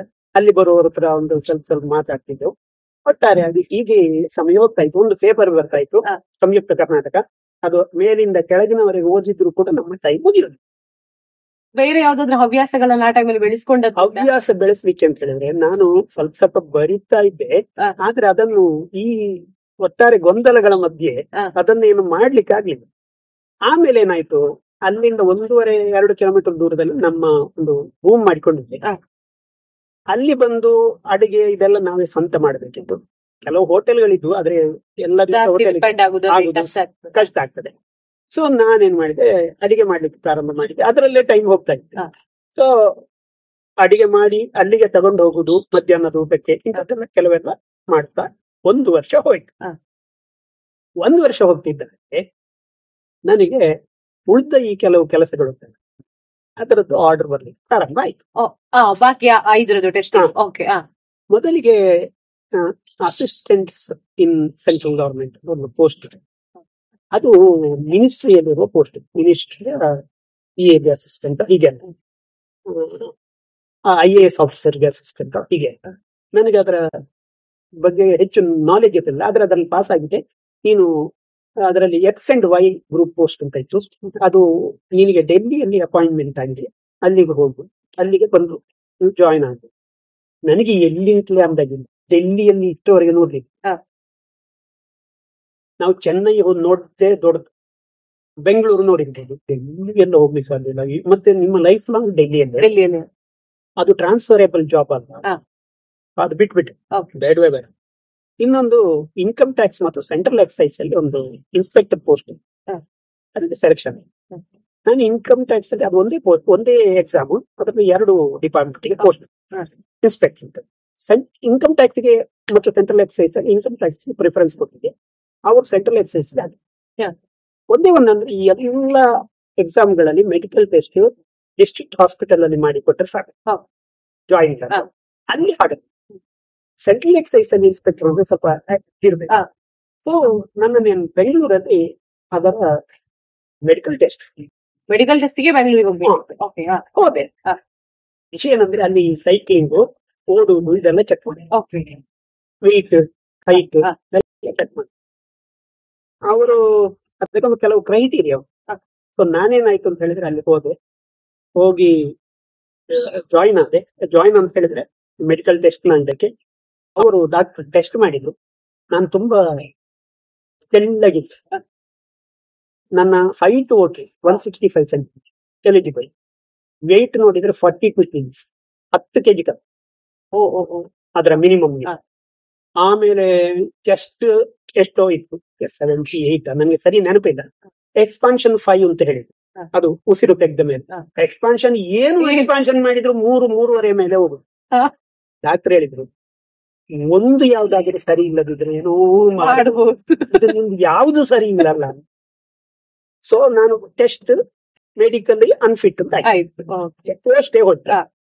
ನಿಮಗೆ ತಲೆ ಬಿಸಿ ಆಯ್ತು. ಹಾ. ಇರುವ ಪೋಸ್ಟ್ ಹೋಯ್ತು. ಹಾ. ಅಲ್ಲಿ ಹೇಗೋ ಬಿಡುಗಡೆ ಆಗ್ಬೇಕು. ಹಾ. ನನಗೆ ಕೆಲವು ಸಲ ನಮ್ಗೆ ಅಚಾನಕ್ ಆಗಿ ಕೆಲವು ಜನ ಸಿಗ್ತಾರೆ ಹೇಳುವುದಕ್ಕೆ ಇದೊಂದು ಉದಾಹರಣೆ. ಹಾ. ಅಲ್ಲಿ ಯಾವ ಧೈರ್ಯದ ಮೇಲೆ ಏನೋ ಇದೆಲ್ಲ ಇಂಟರ್ವ್ಯೂಸ್ ಕೂಡ ಸ್ಟಾಫ್ ಸೆಲೆಕ್ಷನ್ ಕಮಿಷನ್ ಮಾಡುವಂತದ್ದು. ಅಲ್ಲಿ ಒಂದು ರೀಜನಲ್ ಬೋರ್ಡ್ ಅಂತ ಉಂಟು, ಓಕೆ. ರೀಜನಲ್ ಆಫೀಸ್ ಉಂಟು ಬೆಂಗಳೂರು. ಈಗ ಸೀದಾ ಅಲ್ಲಿ ಕೇಳುವ ಎಂತ ಕತೆ ಇದ್ವಿ. ನಾನು ಕೇಳಿದ್ದು ಇನ್ಕಮ್ ಟ್ಯಾಕ್ಸ್, ಅವ್ರು ಕೊಟ್ಟದ್ದು ಸೆಂಟ್ರಲ್ ಎಕ್ಸೈಸ್. ಹಾ. ಇವರೇನೋ ತಪ್ಪು ಮಾಡಿದ್ದಾರೆ. ಹಾ. ಸೀದಾ ಹೋದೆ, ಅದೊಬ್ರು IAS ಆಫೀಸರ್, ಹಾ. ಅಲ್ಲಿಯ ಹೆಡ್. ರೆಡ್. ಓಕೆ. ಹಾ. ಸೀದಾ ಹೋಗಿ ಅವರನ್ನು ಮೀಟ್ ಆಗ್ಬೇಕು ಅಂತ ಹೇಳಿ. IAS ಆಫೀಸರ್ ಅನ್ನು ಯಾರೋ ಒಬ್ಬ ಮೀಟ್ ಆಗ್ಬೇಕು ಹೇಳಿದ್ರೆ ಎಂತ ಕಾರಣ, ನನಗಿಲ್ಲ, ಅವ್ರ ಹತ್ರ ಮಾತಾಡ್ಬೇಕು ಅಂತ. ಈಗಾದ್ರೆ ಏನೋ ಧೈರ್ಯ ಮಾಡ್ತಿರ್ಲಿಲ್ಲ ನಾನು. ಆಗ ಇಷ್ಟು ಧೈರ್ಯದಲ್ಲಿ ಹೋದೆ. ಹೋಗಿ ಅವ್ರು ಹೇಳಿದ್ರು ನಮ್ಗೆ, ಅವರ ಹೆಸರು ರಮಣ್ ಕುಮಾರ್. ಓಕೆ. ನನಗೆ ಈಗಲೂ ನೆನಪಿದೆ. ಎಷ್ಟು ಇದು ಅಂತ ಹೇಳಿದ್ರೆ, ಅವರು ನಾನೇನೋ ಮಾತಾಡ್ತಾ ಇದ್ದೀನಿ, ಒಳಗಿಂದ ಹೊರಗೆ ಬಂದು ಏನೋ ಚರ್ಚೆ ಮಾಡ್ತಿದ್ದಾರೆ. ವಾಟ್ ಇಸ್ ದಿ ಮ್ಯಾಟರ್ ಅಂತ. ಅದಕ್ಕೆ ನಾನು ಹೀಗೆ ಹೇಳಿದೆ ಕತೆ. ನಾನು ಹೀಗೆ ಪಾಸ್ ಆಗಿದ್ದೇನೆ, ನನ್ನದು ಹೀಗಾಗಿದೆ, ನನ್ನನ್ನು ನೀವು ಇನ್ಕಮ್ ಟ್ಯಾಕ್ಸ್ ಸೆಂಟ್ರಲ್ ಎಕ್ಸೈಸ್ ಅಲ್ಲಿ ಹಾಕಿದ್ರಿ, ನೀವು ತಪ್ಪು ಮಾಡಿದ್ದೀರಿ, ನಾನು ಕೇಳಿದ ಇನ್ಕಮ್ ಟ್ಯಾಕ್ಸ್. ಅವರು ಆ ಕ್ಯಾಡನ್ ಆಫೀಸರ್ ಪ್ರಪ ಫೈಲ್ ತರಿಸಿ ಕೂಡಲೇ ನೋಡು ನಿಂದು rank number 11, actually income tax ಅಲ್ಲಿ 7 ಪೋಸ್ಟ್ ಮಾತ್ರ. ಸೊ ನೀನ್ ಹಾಕ್ಲಿಲ್ಲ ಎರಡನೇ ಬಟ್ ನೀನು ಮಾರ್ಕ್ ಅಲ್ಲಿ ನೀನು 11 ಇದೆಯಲ್ಲ, ಸೊ ಅದರಲ್ಲಿ 28 ಪೋಸ್ಟ್ ಇದೆ. ಸೊ ನೀನು ಹೋಗೋದಿದ್ರೆ ಹೋಗ್ಲಿ ನಿಮ್ ಕೈ ನಾವು ಆ ಆಪ್ಷನ್ ಕೊಟ್ಟಿದ್ದೇವೆ, ಹೋಗೋಣ. ಇಲ್ಲ ಸರ್ ನಾನೀಗ ಮೆಡಿಕಲ್ ಟೆಸ್ಟ್ ಹೋಗಿದೆ, ಹೀಗೆ ಆಗಿದೆ, ಇಲ್ಲ ಪಾಸ್ ಆಗಬಹುದು ಅಂತ. ಇಲ್ಲ ಪಾಸ್ ಅಂತ ಅವರು ಡಾಕ್ಟರ್ ಹೇಳಿದ್ರು, ಏನು ಒಂದು ಸರಿ ಇಲ್ಲ ಅಂತ ಹೇಳಿದ್ರೆ ಸರಿ ಮಾಡ್ಬೋದು, ಯಾವ್ದು ಸರಿ ಇಲ್ಲ ಅಲ್ಲ ಅಂದ್ರೆ ಆಗುದಿಲ್ಲ. ಅವರು ನನ್ನನ್ನು ನೋಡಿ ಸ್ವಲ್ಪ ಇದಾಯ್ತು. IAS ಆಫೀಸರ್ ಆದ್ರೂ ಕೂಡ ನನಗೆ ಅವರ ಒಂದು ವ್ಯಕ್ತಿತ್ವದ ಬಗ್ಗೆ ಬಹಳ ಒಂದು ಹೆಮ್ಮೆ ಉಂಟು ಈಗಲೂ ಕೂಡ. ಅದಕ್ಕೆ ಅವರ ಹೆಸರು ಅವರು ಹೇಳಿದ್ರು ಸೀನ್ ಯು ಸಮ್ವೇರ್, ಸಡನ್ ಹೀಗೆ ಮಾತಾಡ. ನಾನು ಹೇಳಿದೆ ಇದು 6 ಆಯ್ತು ನಾನು ಇದು SSC ಎಕ್ಸಾಮ್ ಕೂತ್ಕೊಳ್ಳುದು, ಈಗ ಲಾಸ್ಟ್ ಇಂಟರ್ವ್ಯೂ ಬಂದಿದ್ಯಾ? ಹೌದು. I think you have passed in that exam ಅಂತ ಹೇಳಿದ್ರು. ನಾನು ಹೀಗೆ ಆಕಾಶವಾಣಿಗೆ ಸರಿ ಅಂತ ಹೇಳಿ ಅವರು ತರಿಸಿದ್ರು. ಫೈಲ್ ನೋಡಿ ತರಿಸಿ ಆಗುವಾಗ ಅದರಲ್ಲಿ ನಾನು ಆಕಾಶವಾಣಿಯಲ್ಲಿ ಟ್ರಾನ್ಸ್ಮಿಷನ್ ಎಕ್ಸಿಕ್ಯೂಟಿವ್ ಪೋಸ್ಟ್ ಗೆ ನಾನು ಸೆಲೆಕ್ಷನ್ ಆಗಿದೆ. ಇದೀಗ ಡೆಲ್ಲಿಗೆ ಎಲ್ಲ ಹೋಗಿದೆ, ಅದು ರಿಸಲ್ಟ್ ಡಿಕ್ಲೇರ್ ಆಗ್ತದೆ, ಅಷ್ಟರವರೆಗೆ ನೀನು ಮಾತಾಡಬೇಡ, ಸುಮ್ನೆ ಕೂತ್ಕೋ, ಲೆಟರ್ ಬರಿಬೇಡ, ಸುಮ್ನೆ ಕೂತ್ಕೋ, ಬರ್ತದೆ. ಹೀಗೆ ಈಗ ಎಂತ ಕೆಲಸ ಮಾಡ್ತೀನಿ, ಈಗ ನಾನು ಕೆಲಸ ಉಂಟಲ್ಲ, ತೊಂದರೆ ಇಲ್ಲ ಸರಿ ಅಂತೇಳಿ ನಾನು ಅವರ ಇದರನ್ನ ಕೇಳ್ಕೊಂಡು ಸೀದಾ ಪುನಃ ಚೆನ್ನೈಗೆ ಹೋದೆ. ಚೆನ್ನೈಲಿ ವಿದಿನ್ 2 months ಆಗ್ಲಿಲ್ಲ, 1.5 ತಿಂಗಳಲ್ಲಿ ಬಂತು ಆಕಾಶವಾಣಿ. ಎಲ್ಲಿ ಫಸ್ಟ್ ಪೋಸ್ಟಿಂಗ್? ಇಲ್ಲಿ ಆಕಾಶವಾಣಿ ಫಸ್ಟ್ ಪೋಸ್ಟಿಂಗ್ ನಮ್ದು ಚಿತ್ರದುರ್ಗ. ಇದ್ರ ಮಧ್ಯೆ ನಾನು ಆಕಾಶವಾಣಿ ಇಂಟರ್ವ್ಯೂಗೆ ಹೋಗುವ ಒಂದು ಬ್ಯಾಕ್ ಗ್ರೌಂಡ್ ಹೇಳಿದೆ. ಏನಂತ ಹೇಳಿದ್ರೆ, ನಾನು ಆಕಾಶವಾಣಿಗೆ ಸೇರ್ಲಿಕ್ಕೆ ಮುಖ್ಯ ಕಾರಣ ಅಂತ ಹೇಳಿದ್ರೆ, ನಮ್ಮ ಮೂಡಬಿದ್ರೆಯ ಮಹಾವೀರ ಕಾಲೇಜಲ್ಲಿ ನನ್ನ ಕಲೀಗ್ ಫಿಸಿಕ್ಸ್ ಲೆಕ್ಚರ್, ಫಿಸಿಕ್ಸ್ ನಲ್ಲಿ ಕಲೀಗ್ ಆಗಿರುವಂತಹ ರಮೇಶ್ ಭಟ್, ಅವರು ಅದರ ಮೊದಲೇ ಆಕಾಶವಾಣಿಯಲ್ಲಿ ಪ್ರೋಗ್ರಾಮ್ ಕೊಡ್ತಾರೆ. ಅವರನ್ನೊಂದು ಈಗಲೂ ಇದೆ, ಆಸ್ಟ್ರೋನಮರ್ಸ್ ಕ್ಲಬ್ ಅಂತ ಉಂಟು ಮೂಡಬಿದ್ರೆ. ಅದರಲ್ಲಿ ಈಗಲೂ ಕೂಡ ಅವರು ಕಾರ್ಯಕ್ರಮಗಳನ್ನ ಕೊಡ್ತಾ ಇರ್ತಾರೆ. ವರ್ಷಕ್ಕೆ 3-4 ಸಲ ನಕ್ಷತ್ರ ವೀಕ್ಷಣೆ ಅಂತ ಕಾರ್ಯಕ್ರಮಗಳನ್ನ ಮಕ್ಕಳಿಗೆ ಮಾಡ್ತಾ ಇರ್ತಾರೆ. ಒಳ್ಳೆಯ ಈಗ ಜಸ್ಟ್ ಈ ವರ್ಷ ಅವರು ರಿಟೈರ್ ಆಗ್ತದೆ. ರಿಟೈರ್ ಅಂತ ಹೇಳಿದ್ರೆ ಅವರು ಆಗ್ಲೇ ರಿಟೈರ್ ಆಗಿದ್ದಾರೆ, 10 ವರ್ಷ ಅವರು ಎಕ್ಸ್ಟೆನ್ಷನ್ ಸಿಕ್ಕಿದೆ. ಅವರು ಜೂನಿಯರ್ ಕಾಲೇಜಲ್ಲಿ ಅವರು ಪ್ರಿನ್ಸಿಪಾಲ್ ಆಗಿ ಈಗ ಮೊನ್ನೆ ತಾನೇ ರಿಟೈರ್. ಅವರು ನನಗೆ ಒಳ್ಳೆಯ ಅದ್ಭುತ ವ್ಯಕ್ತಿ. ಅವರು ಇಷ್ಟವರೆಗೆ ಯಾರ ಜೊತೆಗಾದ್ರೂ ಕೋಪದಿಂದ ಮಾತಾಡಿದ್ದನ್ನು ನಾನು ನೋಡ್ಲಿಲ್ಲ ಅಷ್ಟು ವರ್ಷಗಳಲ್ಲಿ. ನಾನೇನಾದ್ರೂ ಕೂಡ ಕೋಪದಿಂದ ಹೇಳಿದ್ರೆ ಹೌದು ಹೌದು ಅಂತ ತಲೆಯಾಡಿಸುವವರೇ ಅವ್ರು ಏನು ರಿಯಾಕ್ಷನ್ ಮಾಡ್ತಿರ್ಲಿಲ್ಲ. ಬಹಳ ಒಳ್ಳೆಯ ಮನುಷ್ಯ. ಅವರು ನನ್ನನ್ನ ಅವರ ಆಸ್ಟ್ರೋನಮರ್ಸ್ ಕ್ಲಬ್ ಒಂದು ಪ್ರೋಗ್ರಾಮ್ ಮಾಡಿತ್ತು ಆಕಾಶವಾಣಿ, ಒಂದು 30 ನಿಮಿಷದ ಕಾರ್ಯಕ್ರಮ. ಅದು ಯಾವುದು ಆಸ್ಟ್ರೋನಮಿಯ ಬಗೆಗಿನ ಒಂದು ರೂಪಕ. ಆ ರೂಪಕದಲ್ಲಿ ನಾನು ಭಾಗವಹಿಸುವಾಗ ಅಲ್ಲಿ ಅಬ್ದುಲ್ ರೆಹಮಾನ್ ಪಾಷಾ ಅಂತ ಇವರು ಲೆಕ್ಚರ್ ಅಂತ ಇವರು ಪರಿಚಯ ಮಾಡಿಕೊಟ್ರು. ಇವ್ರಿಗೇನಾದ್ರು ಪ್ರೋಗ್ರಾಮ್ ಕೊಡುದಾ ಅಂತ ಅವರು ರಮೇಶ್ ಭಟ್ರ ಹತ್ರ ಕೇಳಿ, ಪಾಷಾ ಕೊಡ್ಬೋದು ಬರಿಬಹುದು ಅವರು ಅಂತ, ಒಳ್ಳೆ ಆಕ್ಟಿವ್ ಇದ್ದಾರೆ ಇಂಥದ್ರಲ್ಲೆಲ್ಲ. ಹಾಗೆ ಅಬ್ದುಲ್ ರೆಹಮಾನ್ ಪಾಷಾ ಅವರು ನನಗೆ ಆಕಾಶವಾಣಿಯಲ್ಲಿ ಮೊದಲ ಭಾಷಣವನ್ನು ಕೊಟ್ಟರು, ಇಂಟರ್ವ್ಯೂ. ಅದ್ರ ಮೊದಲು ಯಾವುದೋ ಒಂದು ಗುಂಪಿನಲ್ಲಿ ಗೋವಿಂದಾಗಿ ಆಕಾಶವಾಣಿಗೆ ಹೋಗಿರ್ಬೋದು, ಅದು ನನಗೆ ನೆನಪಿಲ್ಲ. ಇದು ಟೀಚಿಂಗ್ ಜಾಬ್ ಅಲ್ಲಿ ಇರುವಾಗ. ಸೊ ಏನಾಯ್ತು, ಅವರು ಮೊದಲ ಆಕಾಶವಾಣಿಯ ನನ್ನ ಭಾಷಣ ನಾವು ಕೇಳುವುದು ಹೇಗೆ, ಬಾರಿ ಚಂದ ಟಾಪಿಕ್. ಸೊ ಅದ್ರ ಬಗ್ಗೆ ಒಂದು 12 ನಿಮಿಷದ ಭಾಷಣವನ್ನು ನಾನು ಕೊಟ್ಟೆ. ಅದರ ನಂತರ ಅಲ್ಲಿ ಬಂದ ಎಲ್ಲಾ ಆಫೀಸರ್ಗಳು ನಿರಂತರವಾಗಿ ಒಂದು 3-4 ತಿಂಗಳಿಗೊಮ್ಮೆ ನನಗೆ ಕಾರ್ಯಕ್ರಮ ಕೊಡ್ತಾ ಇದ್ದಾರೆ, ಒಂದು ಭಾಷಣ.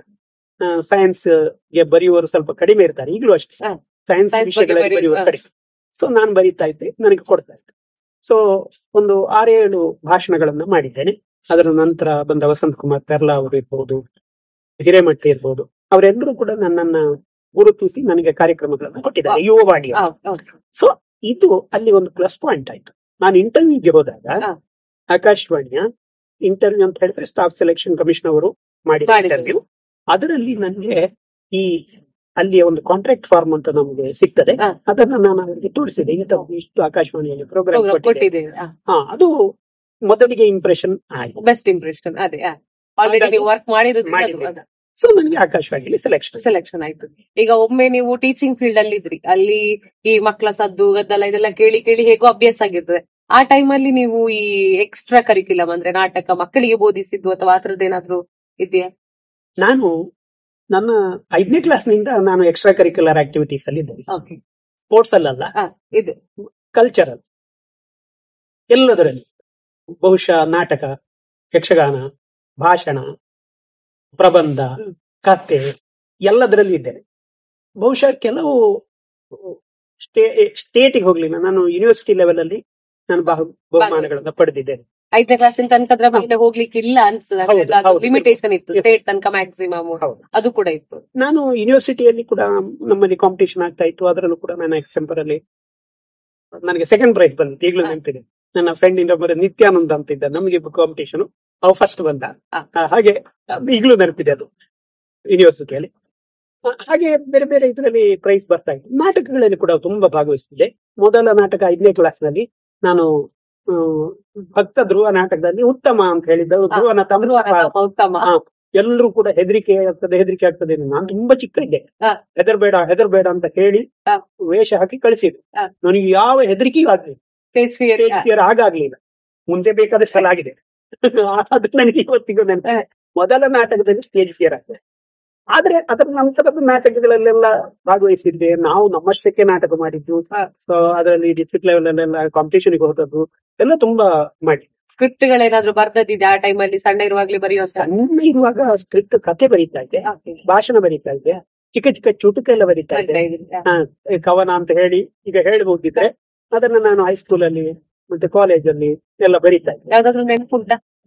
ತಪ್ಪು ಅಂತ ಹೇಳಲಿಕ್ಕೆ ಈಗ ನೇರವಾಗಿ ಹೇಳಿದ್ರೆ ಚಿಕ್ಕ ಚಿಕ್ಕ ವಿಷಯಗಳ ಬಗ್ಗೆ ಬರೀತಾ ಇದ್ದೆ. ನಮ್ಗೆ ಒಂದು ಚಿಕ್ಕ ಬಹುಮಾನ ಬಂದಂತ ಒಂದು ಚುಟುಕಂದ್ರೆ ನನ್ಗೆ ಅದನ್ನ ಬರೀಲಿಕ್ಕೆ ಪ್ರೇರಣೆ ಅಂತ ಹೇಳಿದ್ರೆ ದಿನಕರ ದೇಸಾಯಿ. ಅವರ ಚುಟುಕು ಬ್ರಹ್ಮ ಅಂತ ಅವರ ಹೆಸರು. ಅವರ ಬಗ್ಗೆ ನನಗೆ ಆಗ ಗೊತ್ತಿರ್ಲಿಲ್ಲ, ಆದ್ರೆ ಅವರು ಬರೀತಿದ್ದ ಚುಟುಕುಗಳು ಎಲ್ಲ ಪತ್ರಿಕೆಗಳು ಕೂಡ ಬರ್ತಾ ಇತ್ತು. ಅದು ತುಂಬಾ ಚಂದದ ಚುಟುಕುಗಳು. ನಾನು ಕೂಡ ಅದನ್ನೇ ಬರೆಯುವ ಅಂತ ಹೇಳುವ ಇದರಲ್ಲಿ ಆತರ ಒಂದು ಇಮಿಟೇಷನ್ ಮಾಡಿ ಬರೀತಾ ಇದ್ದೆ. ಕಂಪ್ಲೀಟ್ ಇನ್ಫ್ಲೂಯೆನ್ಸ್, ಅದು 100% ಇನ್ಫ್ಲೂಯೆನ್ಸ್. ಅವ್ರು ಹೇಗೆ ಬರೀತಾರೆ ಹಾಗೆ ಅದೇ ಸುಮಾರು ಅದೇ ಪ್ಯಾಟರ್ನ್. ಆಮೇಲೆ ಬೇರೆ ಬೇರೆ ಇನ್ಫ್ಲೂಯೆನ್ಸ್ ಆಗಿದೆ. ಆದ್ರೆ ಒಂದು ಇದಕ್ಕೆ ನನಗೆ ಹೈಸ್ಕೂಲ್ ಅಲ್ಲ, ಕಾಲೇಜ್ ಲೆವೆಲ್ ಅಲ್ಲಿ ಒಂದು ಬಹುಮಾನ ಬಂದಿತ್ತು. 4 ಲೈನ್ ಚುಟುಕಿನ ಒಂದು ಸ್ಪರ್ಧೆ ಇತ್ತು. ಅದರಲ್ಲಿ 4-5 ಬರೆದಿದ್ದೆ. ಅದರಲ್ಲಿ ಒಂದು ನನಗೆ ಬಹುಮಾನ ಬಂತು. ಒಂದು ಚುಟುಕು ನೆನಪುಂಟು ಅಂತ ಹೇಳಿದ್ರೆ, ಕಿರಿಮರಿ ಕವಿಗಳೇ ದಯವಿಟ್ಟು ಕೇಳಿ, ಬಾಡಿಗೆಗೆ ಕಿವಿಗಳು ಬೇಕಿವೆ ಹೇಳಿ, ಕಿವಿಗಳನ್ನು ಬಾಡಿಗೆಗೆ ಕೊಂಡರೆ ಖಚಿತ, ಚಪ್ಪಾಳೆ ತಟ್ಟುವ ಕೈಗಳು ಉಚಿತ. ಆಕ್ಚುಲಿ ಇದು ಬಾರಿ ಚೆನ್ನಾಗಿದೆ, ಕೇಳಿಗೆ ಚೆನ್ನಾಗಿದೆ. ಇದು ನನಗೆ ನೆನಪಿರುವಂತಹ ಒಂದು ಹಾಗೆ ಕೆಲವು ಈ ತರದ ಒಂದು ಇದನ್ನ ಬರಿತಾ ಇದ್ದೆ. ಅದು ಒಂದು ನೆನಪು ಇರುವಂತಹದ್ದು. ಮತ್ತೆ ನಾನು ಕಾಲೇಜು ನಂತರದಲ್ಲಿ ಬೇರೆ ಬೇರೆ ನಾಟಕಗಳಲ್ಲಿ ಪಾರ್ಟಿಸಿಪೇಟ್ ಮಾಡಿದ್ದುಂಟು. ಮಹಾವೀರ ಕಾಲೇಜಲ್ಲಿ ನಾವು ನಾಟಕಗಳನ್ನ ಡೈರೆಕ್ಟ್ ಮಾಡಿದ್ದು ಮಕ್ಕಳಿಗೆ. ಆಗ ನಾಟಕಗಳಲ್ಲಿ ಪಾರ್ಟಿಸಿಪೇಷನ್ ಇಲ್ಲ, ಡೈರೆಕ್ಟ್ ಮಾಡಿದ್ದೀನಿ. ಯಕ್ಷಗಾನದಲ್ಲಿ ಪಾರ್ಟಿಸಿಪೇಷನ್ ಮಾಡಿದ್ದೀನಿ ಅಲ್ಲಿ ಕೂಡ. ಅದರ ಮೊದಲು ಶಾಲೆಯಲ್ಲಿರುವಾಗ ಯಕ್ಷಗಾನದಲ್ಲಿ ನಾವು ಭಾಗವಹಿಸ್ತಾ ಇದ್ವು. ಯಕ್ಷಗಾನ ನಮ್ಗೆ ಒಬ್ರು ರಾಮಚಂದ್ರ ಮಣಿಯಾಣಿ ಒಬ್ರು ಮಾಸ್ಟರ್ ನಮ್ಗೆ ಹೇಳ್ಕೊಡ್ತಾ ಇದ್ರು ಚಿಕ್ಕದಿರುವಾಗ. ಅದರಲ್ಲೆಲ್ಲ ಭಾಗವಹಿಸಿದ್ವು. ಇದು ಅಂದ್ರೆ ನಿಮ್ಮದು ಫೀಲ್ಡ್ ಬಂದದ್ದು ಫಸ್ಟ್ ವಿಜ್ಞಾನ. ಹೌದು. ಈ ಕಲ್ಚರ್ ಅಲ್ಲಿ ನಿಮಗೆ ಸಪೋರ್ಟ್ ಆಗಿರುವಂತ ಬ್ಯಾಕ್ ಗ್ರೌಂಡ್ ಅಥವಾ ಫ್ಯಾಮಿಲಿ ಏನಾದ್ರ ಅಥವಾ ಹೇಗೆ ಅದರ ಮೇಲೆ ಇಂಟ್ರೆಸ್ಟ್ ಕಲ್ಚರ್ ನಮ್ಮ ಬ್ಯಾಕ್ ಗ್ರೌಂಡ್ ಅಂತ ಏನಿಲ್ಲ. ನನ್ನ ಅಮ್ಮ ಯಾವಾಗ್ಲೂ ಕತೆಗಳನ್ನ ಓದ್ತಾ ಇದ್ದದ್ದು ಇವತ್ತಿಗೂ ನೆನಪಿದೆ. ನಾನು ಕಾದಂಬರಿಗಳನ್ನೆಲ್ಲ ಲೈಬ್ರರಿಯಿಂದ ತಂದು ನಾನು ಓದಿ ಅಮ್ಮನಿಗೆ ಕೊಡ್ತಾ ಇದ್ದದ್ದು. ಅದು ನಮ್ಮ ಪಕ್ಕದ ಮನೆಯಲ್ಲಿ ನನ್ನ ಕ್ಲಾಸ್ಮೇಟ್ ಒಬ್ಳಿದ್ಲು, ಅವಳು ಕೂಡ ಕಾದಂಬರಿ ಅದೆಲ್ಲ ಕೊಡುವಂತದ್ದು ಇದೆಲ್ಲ ಇತ್ತು. ಅವ್ರ ಮನೆಯಲ್ಲೂ ಕೂಡ ಕಾದಂಬರಿ ಒಂದು ದೊಡ್ಡ ಇತ್ತು, ಅದನ್ನೆಲ್ಲ ತಂದು ಓದ್ತಾ ಇದ್ದೆ. ಹಾಗೆ ಅಷ್ಟಾಗುವಾಗ ನನ್ಗೂ ಅದರಲ್ಲಿ ಬರೆಯುವ ಕಥೆಯನ್ನೆಲ್ಲ ನೋಡಿ, ಮತ್ತೆ ಆಗ ಪೇಪರ್ ಅಲ್ಲಿ ಯಾವ್ದಾದ್ರು ಕೂಡ ಬಂದಿದೆ ಆ ತರದೊಂದು ಇದಿಷ್ಟೇ ಹೊರತು ಹವ್ಯಾಸಗಳು ಹವ್ಯಾಸಗಳು. ಬೇರೆ ಫ್ಯಾಮಿಲಿಯಲ್ಲಿ ಯಾರು ಯಕ್ಷಗಾನ ಫ್ಯಾಮಿಲಿಯಲ್ಲಿ ಬೇರೆ ಯಾರು ಯಾರಿಲ್ಲ. ಇರ್ಲಿಲ್ಲ. ನೋಡಿ ಅದು ಇನ್ಫ್ಲುಯೆನ್ಸ್ ಕಾಸರಗೋಡಿನ ಅಂತ ಹೇಳಿದ್ರೆ ನಮ್ಗೆ ನೋಡ್ಲಿಕ್ಕೆ ಜಾಸ್ತಿ ಸಿಗ್ತಾ ಇತ್ತು ಇರ್ತದೆ. ಕೂಡ. ಹೌದು ನಮ್ಮ ಯಕ್ಷಗಾನದ ಹೌದು. ಪಿತಾಮಹ ಕೂಡ ಆ ಕಡೆಯವರೇ. ಹೌದು. ಅದೇ. ಯಕ್ಷಗಾನ ನಾವು ಬಿಟ್ಟದ್ದುಂಟ್ಲೇ ಇಲ್ಲ. ಮನೆಯಿಂದ ನಮ್ಮ ಶಾಲೆಯಲ್ಲಿ ವಿಷಯ ಏನು ಅಂತ ಹೇಳಿದ್ರೆ ಅಲ್ಲಿ ಟೆಂಟ್ ಅಲ್ಲೇ ಹಾಕ್ತಾ ಇತ್ತು. ಆಗಿನ ಟೆಂಟಿನ ಆಟದಲ್ಲಿ ನಮ್ಮ ಹೈಸ್ಕೂಲ್ನ ಅಥವಾ UP ಶಾಲೆಯ ಒಂದು ಅಂಗಳ ಉಂಟಲ್ಲ, ಅಂದ್ರೆ ಆಟ ಆಡುವ ಅಂಗಳ, ಅಲ್ಲಿ ಟೆಂಟ್ ಹಾಕ್ತಾ ಇದ್ರು. ಟೆಂಟ್ ಹಾಕಿದ ಮೇಲೆ ಸಂಜೆ ಯಕ್ಷಗಾನಕ್ಕೆ ಹೋಗುದೇನು ತೆಗೆದು ರಾತ್ರಿ ಬಯಲಾಟಗಳು ಜಾಸ್ತಿ ಆಗ ನಡೀತಿದೆ. ರಾತ್ರಿ ನಮ್ಗೆ ಅದಕ್ಕೆ ₹1 ಟಿಕೆಟ್ಗೆ ಶಾಲೆಯಲ್ಲಿ 50 ಪೈಸೆ ಕೊಡ್ತಾ ಇತ್ತು. ಹಾ. 50 ಪೈಸೆ ಡಿಸ್ಕೌಂಟ್ ರೇಟ್ ಅಲ್ಲಿ ಅಂದ್ರೆ ಅವಾಗ್ಲೇ ಟಿಕೆಟ್ ಅಲ್ಲಿ ಯಕ್ಷಗಾನಗಳು ನಡೀತಾ ಹೌದು, ಇತ್ತು. ಟಿಕೆಟ್ ಅಲ್ಲೇ ನಡೀತಾ. Okay okay. ಆಗ ನೆಲಕ್ಕೆ ₹1. ನೆಲಕ್ಕೆ ಅಲ್ಲಿ ಸೀಟ್ ವ್ಯವಸ್ಥೆ ಕೂಡ ವ್ಯವಸ್ಥೆ ಇತ್ತು. ಉಂಟು. ಚಾಪೆಗೆ ₹2. ಆಮೇಲೆ ಹಿಂದೆ ಕೆಲವು ಕಡೆಗೆ ಚಾಪೆ ಇಲ್ಲ, ಬೆಂಚಿಗೆ ₹2. ಆಮೇಲೆ ಹಿಂದೆ ಈ ಕಬ್ಬಿಣದ ಚೇರ್ ಉಂಟು, ಅದು ಸ್ವಲ್ಪ ಹಿಂದೆ, ಅದಕ್ಕೆ ₹5 ₹3. ಅದರ ನಂತರ ಒಂದು ಸೆಕೆಂಡ್ ಕ್ಲಾಸ್ ಈಸಿ ಚೇರ್ ಅದಕ್ಕೆ ₹5. ಮುಂದಿನ ಚೇರ್ ಉಂಟಲ್ಲ ಅದು ಫಸ್ಟ್ ಕ್ಲಾಸ್, ಅದಕ್ಕೆ ₹10. ಅದ್ಯಾವ್ದು ಇದ್ದದ್ದು? Chair easy chair. Easy chair ಅಲ್ಲಿ 4 ರೋ ಇದು, ಸೆಕೆಂಡ್ ಕ್ಲಾಸ್ ಆ ತರ. ಥಿಯೇಟರ್ ಸಿಸ್ಟಮ್ ಆಗ ನಮ್ಗೆ ಯಕ್ಷಗಾನದಲ್ಲಿ ಇತ್ತು. ಫ್ರೀ ಕೊಟ್ಟರು ಹೋಗುವವರಿಲ್ಲ, ಕಾಣುದಿಲ್ಲ, ಚೆನ್ನಾಗಿ ಹಾಗೆ ಕಾಣುದಿಲ್ಲ. ರಾತ್ರಿ ಅಂತೂ ಬಯಲಾಟಗಳು ಕಾಣುದೇ ಇಲ್ಲ, ಹಾಗೆ ಆಗಿದೆ. ನಾವು ಇಡೀ ರಾತ್ರಿ ನೋಡ್ತಾ ಇದ್ದೇವೆ. ಮರು ದಿವಸ ಬೆಳಿಗ್ಗೆ ಹೋಗಿ ಕ್ಲಾಸ್ ಅಲ್ಲಿ ಮನೆಯಿಂದ ಓಡಿಸ್ತಾ ಇದ್ವಿ. ಇದು ಬಯಲಾಟ ನೋಡಿದ್ರೆ ಮನೆಯಲ್ಲಿ ಕುತ್ಕೊಂಡು ಇಲ್ಲ, ರಜೆ ಹಾಕ್ಲಿಕ್ಕಿಲ್ಲ. ಇಲ್ಲ, ಓದಿ ಸ್ವಲ್ಪ ಒಂದು ಮಧ್ಯಾಹ್ನದವರೆಗೆ ಸರಿ, ಮಧ್ಯಾಹ್ನ ಆದ ಕೂಡಲೇ ನಿದ್ದೆ ತುಗ್ತಿತ್ತು. ನಮ್ಮ ಸೋಷಿಯಲ್ ಮಾಸ್ಟರ್ ಎಲ್ಲ ಹೇಳ್ತಾ ಇತ್ತು, ಸೋಷಿಯಲ್ ಅಂದ್ರೆ ನನಗೆ ಸ್ವಲ್ಪ ಮೊದಲೇ ಹಿಂದೆ, ಅದು ಅವ್ರ ಪಾಠ ಕೇಳೋ ಒಳ್ಳೆ ಕತೆ ಕೇಳಿದಾಗೆ ಆಗ್ತಿತ್ತು, ನಿದ್ದೆ ತುಗ್ತಾ ಇತ್ತು. ಯಕ್ಷಗಾನ ಕಾಣ್ತದೇನಾ ಅಂತೇಳಿ ಒಂದು ಪೆಟ್ಟು ಸಿಗ್ತಾ ಇತ್ತು. ಇದು ಹಿಂದೆ ರಾತ್ರಿ ನೋಡಿದ ಯಕ್ಷಗಾನವನ್ನು ಮರುದಿನ ಸ್ಕೂಲಲ್ಲಿ ಇಮಿಟೇಟ್ ಮಾಡಿದಂತದ್ದು ಮನೆಯಲ್ಲಿ ಮಾಡ್ತಾ ಇದ್ವಿ. ಮನೆಯಲ್ಲಿ ನನ್ನ ಫ್ರೆಂಡ್ಗಳೆಲ್ಲ ಇದು ಮಾಡಿ ಅದಕ್ಕೊಂದು ಯಕ್ಷಗಾನಕ್ಕೆ ಬೇಕಾದ ಅವರು ಬಾಣ ಇದು ಎಲ್ಲ ಮಾಡುದು ನಮ್ಮದೇ, ಅದು ಯಾವ್ದೋ ಒಂದು ಮರದ್ದು ಬಾಣ ಮಾಡುದು ಅಂತದೆಲ್ಲ ಉಂಟು ಮನೆಯಲ್ಲಿ. ಡೈರೆಕ್ಷನ್ ಮನೆಯಲ್ಲಿ ನಮ್ಮದೇ ಡೈರೆಕ್ಷನ್, ನಿಮ್ಮದೇ ಡೈರೆಕ್ಷನ್ ಅಲ್ಲಿ ಸ್ಕ್ರೀನ್ ಪ್ಲೇಗಳೆಲ್ಲ ಆಗ್ತಾ ಇತ್ತು ಮನೆಯಲ್ಲಿ. ಹೌದು. ಈ ಸಂದರ್ಶನದಲ್ಲಿ ಸೂರ್ಯನಾರಾಯಣ ಭಟ್ PS ಇವರ ಬಾಲ್ಯದ ಜೀವನದ ಕುರಿತು ಒಂದಷ್ಟು ವಿಚಾರಗಳನ್ನ ತಿಳ್ಕೊಂಡ್ವಿ. ಇವ್ರ ಜೊತೆ ಇನ್ನಷ್ಟು ವಿಚಾರಗಳನ್ನ ತಿಳ್ಕೊಳ್ಳೋದಿಕ್ಕೆ ಮುಂದಿನ ಎಪಿಸೋಡ್ ತನಕ ಕಾಯ್ತಾ ಇರಿ. ಅಲ್ಲಿಯ ತನಕ ಕಲಾಪಯಣ ವಿತ್ ಕಲಾನಾವಿಕ ಕಾರ್ಯಕ್ರಮಕ್ಕೆ ಪುಟ್ಟದೊಂದು ವಿರಾಮವನ್ನ ನೀಡೋಣ. ನಮಸ್ಕಾರ.